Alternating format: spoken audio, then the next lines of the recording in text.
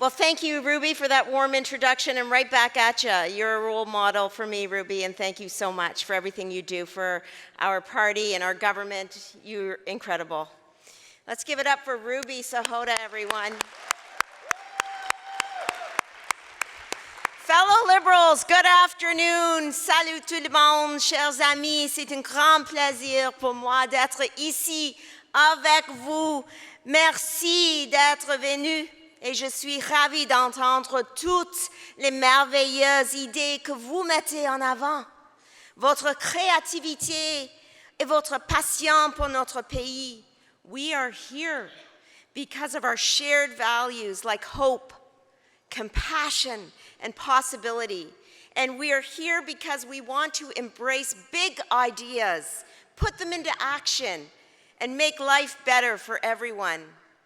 Let me tell you my Canadian story, if you'll indulge me. My parents came to Canada to build a better life. They heard Canada's promise. If you work hard, give back to your community, and treat others with kindness and respect, there is nothing beyond your reach.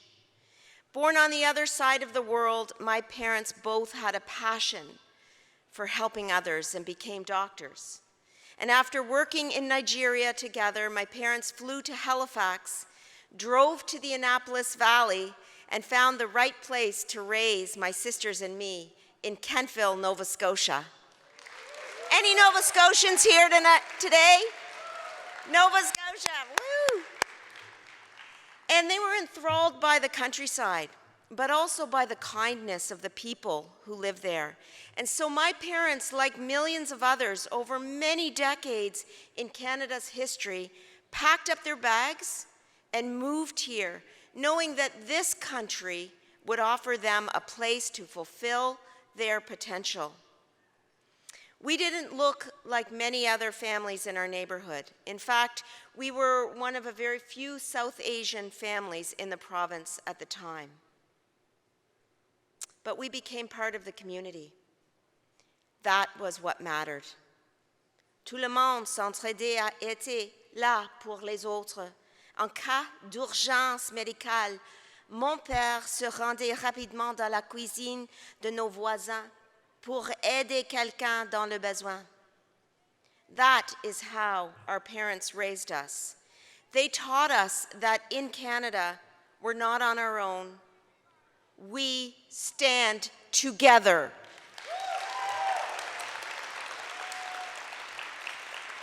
Now, when I was about 5 years old, my mother put us in her car and drove us down the highway to Canadian Forces Base Greenwood. And there a helicopter landed, and out of the helicopter stepped Canada's Prime Minister, Pierre Elliott Trudeau.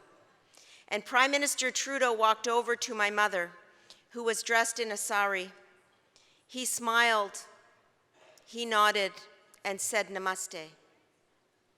That moment sticks with me to this day, because in a simple gesture, Prime Minister Pierre Trudeau acknowledged that even though we looked different from most of the crowd, we too had a place here in Canada.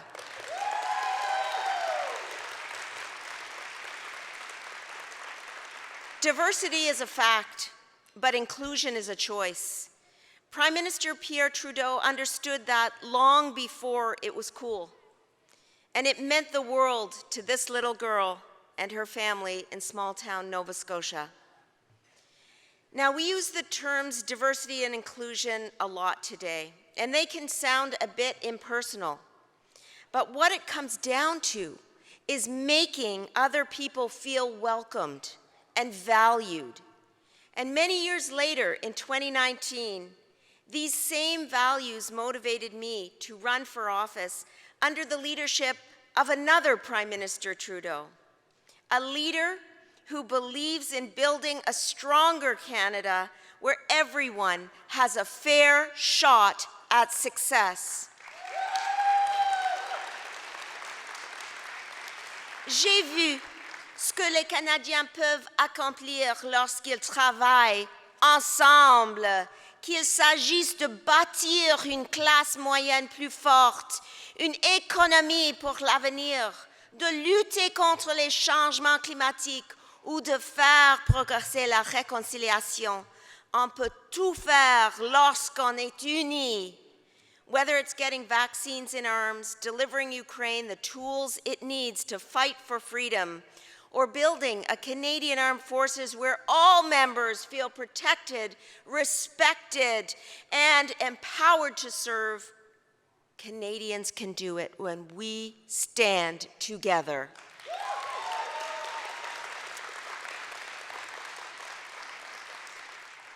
Now, Pierre Poilievre says that Canada is broken. And if I spent all my time in his caucus, I might feel broken too. They are so negative about everything all the time. Yes, this country has its faults, and nowhere is perfect. Better is always possible, but let me tell you something. Canada is the best country in the world. And I am proud to be Canadian. And we will stand up to anyone who tries to run our country down. When Canadians stand together, there is nothing we cannot achieve. Look at what we've been through these past few years. 3 years ago, Canada faced a once-in-a-lifetime health crisis. Schools and generations of businesses shut down. Hospitals were flooded with patients. Canadians were worried about a virus we've never encountered before. The country had a choice. Let everyone fend for themselves or stand together, try to keep each other safe, and then get shots in arms. As Canadians, we rose to the challenge. Le personnel hospitalier travaillait de longues heures. Les infirmières se sont occupées des personnes dans le besoin et les travailleurs et travailleuses de tout le pays ont assuré la fluidité de chaînes d'approvisionnement. De la Colombie-Britannique à Terre-Neuve, les Canadiens se sont serrés les coudes. And Canadians knew that they could count on our Liberal government to step up too. And that's exactly what we did, helping families, renters, businesses, and the most vulnerable.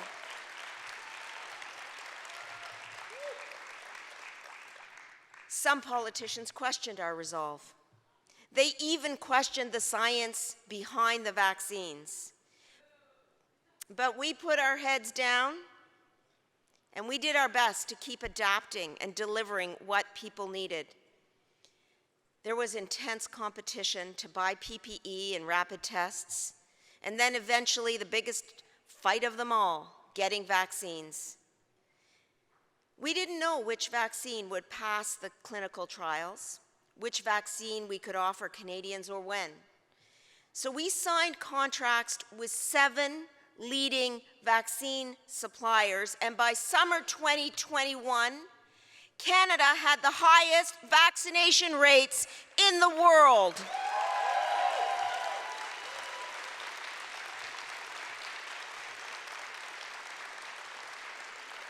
"90% of Canadians rolled up their sleeves, choosing to protect themselves and their neighbors."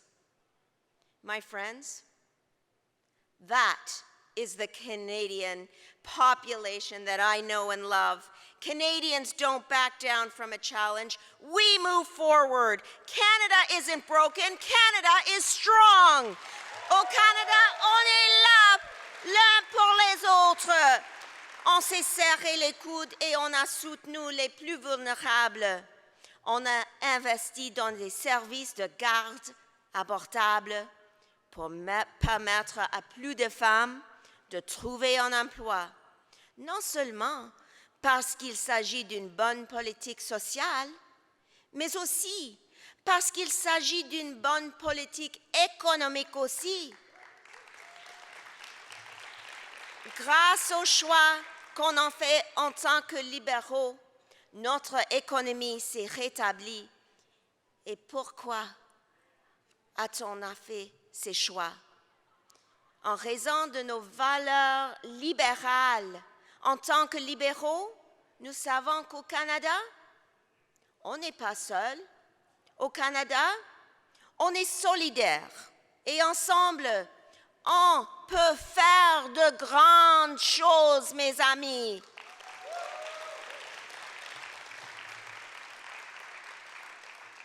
Let me turn now to another challenge that we have taken on together. On February 24th last year, Vladimir Putin attacked Ukraine. He sent his tanks across the Ukrainian border, thinking the world would be silent. He believed Kyiv would fall. He thought that he could divide NATO. He thought that Europe would freeze in the dark, but he was wrong. He was wrong. Thanks to the bravery and resilience of the Ukrainian people, the Ukrainian flag still flies. Ensemble, les Canadiens et Canadiennes ont soutenu l'Ukraine dès le début et on continuera à le faire aussi longtemps qu'il le faudra. Our Canadian Armed Forces have trained over 36,000 Ukrainian troops, and Canadians are providing more financial support to Ukraine on a per capita basis than any other G7 country. Because when our friends need help, Canadians don't turn away. Canadians will continue to stand with Ukraine for as long as it takes. Because Ukraine's fight for democracy and the right for people everywhere to choose their own future is also our fight. Democracies around the world have a stake in this battle, and Canadians get this. In towns across the country, you will see the Ukrainian flag flying on cars, front porches, and in the windows of homes and businesses. Canadians have welcomed those like Alexei Dukach, who left Ukraine several months ago and settled in Milton, Ontario. Thanks to the local auto industry, Alexei has a job, a home, a new life where his children can succeed. Je pense à Orica Olkova, dont les filles ont survécu à des semaines de bombardement à Mariupol. Orica et sa famille vivent aujourd'hui au Québec, où Orica travaille dans une clinique vétérinaire, alors que ses filles apprennent le français à l'école. Lorsque je voyage à travers le Canada, j'entends des milliers d'histoires comme celle-ci. Parce que lorsque nos amis ont besoin de nous, les Canadiens seront toujours là pour défendre nos valeurs. As liberals, we believe in a Canada where everyone has a fair shot at success. And that is why we need national institutions that reflect the diversity of the Canadians they serve. Let me talk for a moment about the Canadian Armed Forces. When Canadians call on them, our brave people in uniform answer the call. At Vimy Ridge and on the beaches of Normandy, in the mountains of Afghanistan, during peacekeeping missions around the world, and sometimes here at home, fighting forest fires and floods. Chaque jour, les Canadiens voient nos forces armées en action dans leur communauté, partout dans le pays. Le bilan de cette institution est impressionnant, mais elle n'est pas parfaite. Pendant beaucoup trop longtemps, un trop grand nombre de militaires ont été victimes de racisme, de discrimination et d'inconduite sexuelle. We have a duty to every single Canadian Armed Forces member. They must